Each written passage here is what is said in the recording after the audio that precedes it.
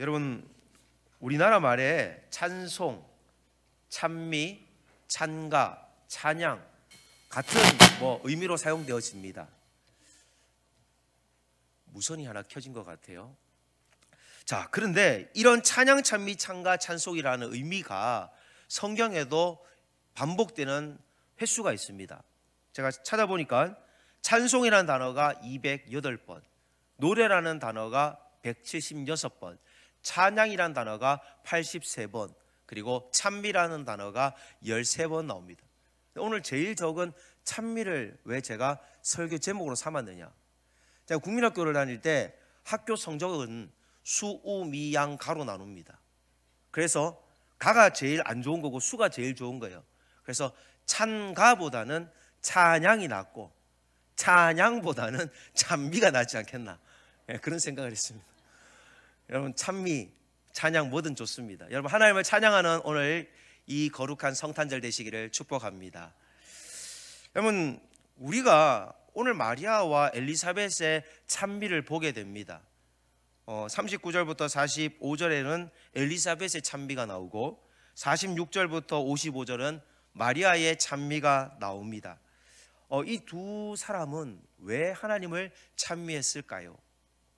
우리가 어떻게 하면 하나님을 찬양할 수 있을까요?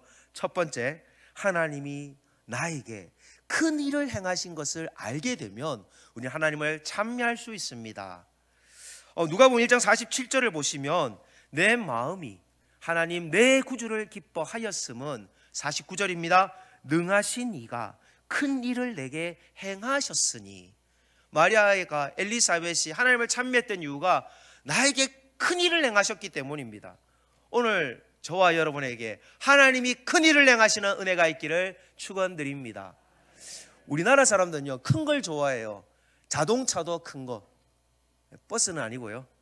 그리고 라면도요, 큰 사발, 큰 일꾼, 큰 새우탕, 큰 튀김우동, 큰 육개장.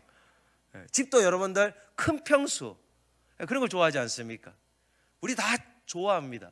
근데 큰 일을 행하신 하나님을 경험하면 모든 것이 응답됩니다. 라면도 보니까요, 제가 왕뚜껑이죠. 큰 뚜껑이란 그러고 뭐라고요? 왕뚜껑이라는 거예요. 그만큼 우리나라 사람 큰 걸 좋아해요. 오늘 마리아는 가브리엘 천사를 통해서 자기가 임신할 것을 듣게 됩니다. 근데 이건 처음에 들었을 때 너무 감동이었어요. 근데 막상 자기 몸에 입덧이 시작되고 월경이 끊어지니까 갑자기 마음에 두려움이 생겨요. 이스라엘 사람들은, 히브리인들은요, 미시나라는 법이 있는데 이 책에 의거하면 4가지의 형이 있습니다. 가장 무서운 죄를 지은 사람들이 투석형, 돌을 던져서 죽이는 형이고요. 두 번째로 어떻게 죽이느냐, 불로 태워 죽이는 화형. 세 번째는 목을 자르는 단두형. 네 번째는 교수형, 목을 매다는 교수형이 있습니다.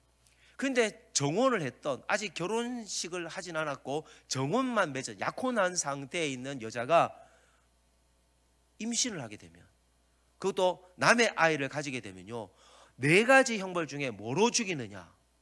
제일 첫 번째, 가장 무서운 투석형으로 죽였던 것입니다. 마리아는 지금 전혀 걱정하지 않았다가 지금 걱정이 태산같이 되었을 것입니다. 여러분, 이런 상황에 여러분 잠이 잘 수가 있겠습니까? 이제 10달만 되면 자기는 아기를 낳게 되고 요셉이 자기를 부정한 여자로 생각하면 자기는 돌에 맞아 죽어야만 합니다. 또 할머니였던 엘리사벳을 한번 생각해 보십시오. 마리아는 사실 우리가 유대인의 나이로 추정할 때 중고등학생 나이로 우리가 추정을 합니다. 근데 반대로 마리아의 친족이었던 엘리사벳은요, 할머니의 몸입니다. 이미 아기를 가질 수 없다라고 가정적으로 포기를 한 상황입니다.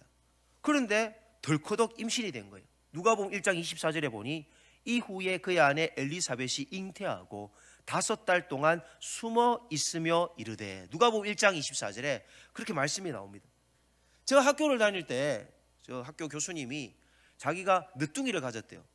굉장히 교수님 나이가 많으셨는데, 그런데 오히려 자기는 너무 좋은데 오히려 요즘 집에서 자기가 구박을 받는답니다. 제가 이제 아동화를 전공하니까 교수님이 그런 차원에서 자기 집안 얘기를 한 것 같아요. 그러니까 여자의 몸이 이렇게 늦게 아기를 가졌을 때 아내가 정말 두문불출을 하더라. 너무 부끄러워가지고 나가지도 못하고 자기가 점점 배가 불러오니까 남편이 얼마나 미운지 모르겠다면서 그렇게 어렵다는 얘기를 했었습니다. 여러분, 엘리사벳도 사실은 속으로는 기뻤겠지만은 주위 사람들의 시선 때문에 마음이 편하진 않았을 거예요. 아유, 저 나이에 애를 가졌다고. 여러분, 우리는 우리의 삶의 믿음, 이성적인 현실과 믿음으로 바라보는 현실 속에서 한 가지를 선택하며 삽니다. 어떤 성도는 믿음의 현실을 선택하고 어떤 성도는 이성적인 현실을 선택합니다. 여러분, 어떤 성도이십니까? 우리가 만약 하나님 앞에서 큰 일을 경험하기를 원하신다면, 하나님이 위대하신 것을 경험하기를 원하신다면 우리의 믿음도 거기에 따라서 믿음으로 결단하셔야만 합니다.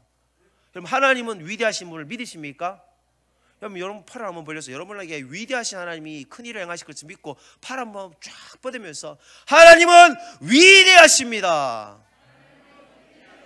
할렐루야, 아멘. 여러분, 하나님 위대하십니다. 그 위대한 여러분의 믿음의 고백을 하나님 들으신 줄 믿습니다. 여러분, 옆에 분에게 한번 이렇게 해보십시오. 잘 됩니다. 더 잘 됩니다. 클수록 더 잘 됩니다. 이게 믿음의 사람입니다. 우리는 믿음으로 사는 자예요. 오늘 주님을 최고로 찬미했던 마리아와 마르다는 그런 믿음이 있었기에 찬양할 수 있었습니다. 현실은 암담해요. 부끄럽고 수치스럽고 돌에 맞아 죽을 것 같은 미래의 앞이 보이지 않는 상황에서도 하나님 믿음으로 반응했다는 것. 두 번째, 오늘 마리아 엘리사벳은 무슨 일이 있었기에 하나님을 찬미할 수 있었느냐? 성령이 그들을 덮으셨기 때문입니다. 성령님께서 임재하시면요, 우리의 마음 가운데 뭔가 불안한 생각도 물러가게 하고 또 미리 안 좋은 것들을 예방할 수 있도록 기도로 자기를 준비하게끔도 만드신다는 겁니다. 오늘 가브리엘 천사가 엘리사벳이 임신했다는 것을 마리아에게 전달해요. 마리아는 그 소식을 들었을 때 왜 내한테 이 말을 했을까 확인하라는 거죠.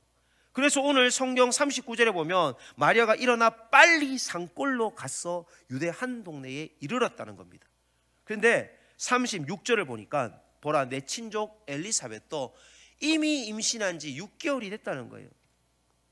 마리아에게 너도 아기를 가질 것이고 이미 너의 친족 할머니도 애를 가졌다. 네가 걱정할 필요가 없다. 네가 한번 확인해 봐라는 겁니다. 그것이 어떤 이유 때문인지 오늘 35절 그 앞절에 얘기를 하는데, 천사가 대답하여 이르되 성령이 너에게 임하시고 능력이 너를 덮으시리니.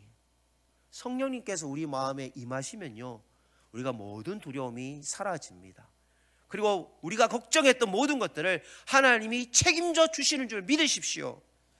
성령 충만이 무엇보다도 중요한 게 오늘 1장 41절에 보면 엘리사벳도요, 성령의 충만함을 받았다는 겁니다. 성령의 덮으심, 성령의 충만함을 사모하십시오. 교회를 다니는 사람은요, 이런 성령 충만함이 있어야지 신앙생활에 행복이 있습니다. 그냥 교회만 다녀서는 안 되고요, 여러분 찬양할 때에 힘있게 찬양을 하실 때 그런 성령의 능력을 경험하실 수가 있습니다. 오늘 마리아와 엘리사벳, 출산에 대한 두려움은 다 있습니다.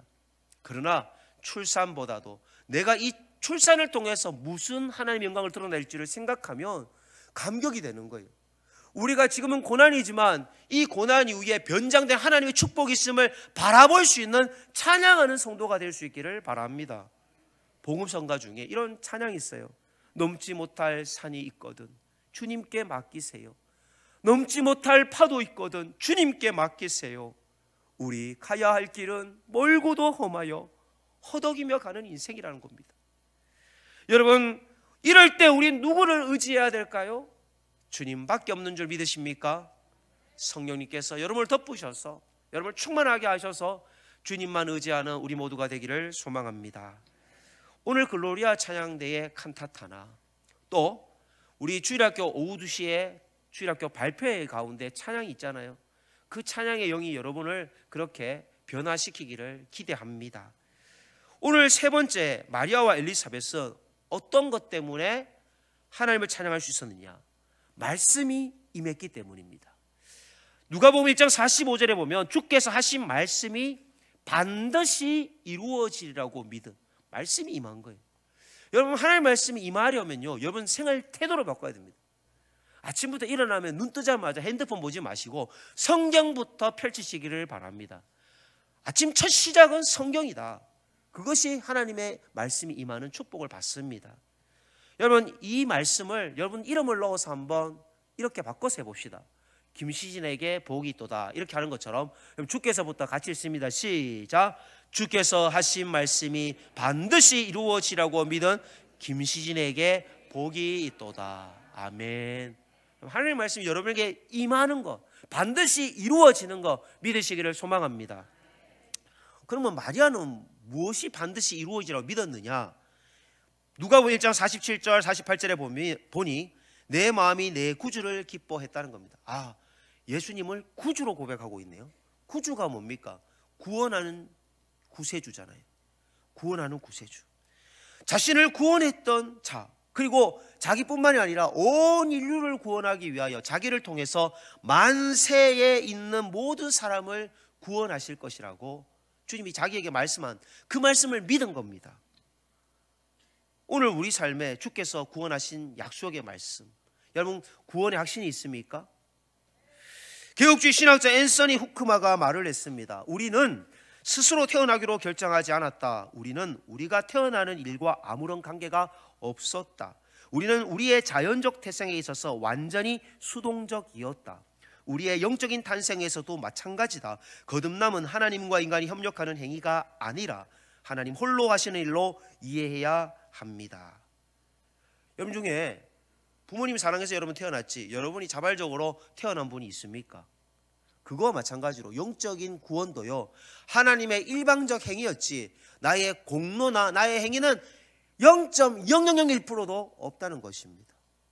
내가 구원받은 것, 내가 이 자리에 하나님을 찬양할 수 있는 믿음 주신 것, 내가 기도할 수 있는 것, 말씀을 믿고 하나님께 예배할 수 있는 것, 하나님의 일방적 은혜입니다. 오늘 그런 축복이 여러분의 삶에 맺혀져서 정말 그 축복이 여러분의 큰 믿음의 축복으로 열매 맺어지기를 저는 기도하겠습니다.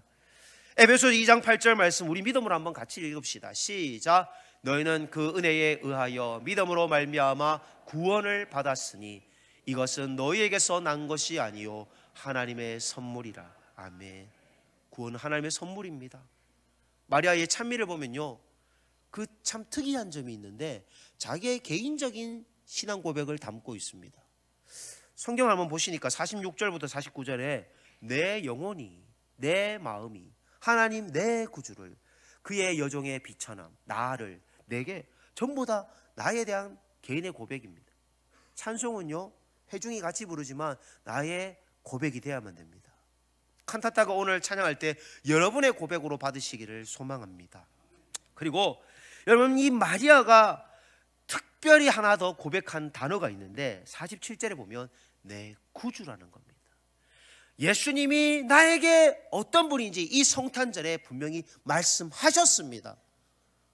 정말 더럽고 추한 나를 구원하기 위하여 낮고 천한 말구유에까지 낮아지셨던 그 주님, 우리 주님, 우리를 십자가에 죽으시기까지 우리를 사랑해 주신 것 여러분 믿으시기를 바랍니다. 올 한해 여러분 무엇을 두려워하셨습니까? 여러분이 걱정하고 염려하는 것이 무엇입니까? 오늘 마리아의 창가에 보면 가난한 자를 높이신 하나님이라고 고백을 합니다. 그리고 비천한 자를 높이신 하나님이라고 말씀합니다. 그리고 줄이는 자를 좋은 것으로 배불리신 하나님이라고 마리아는 창가합니다. 우리 모두가 그런 하나님을 만날 수 있기를 예수님의 이름으로 축복합니다. 기도하겠습니다. 하나님 아버지,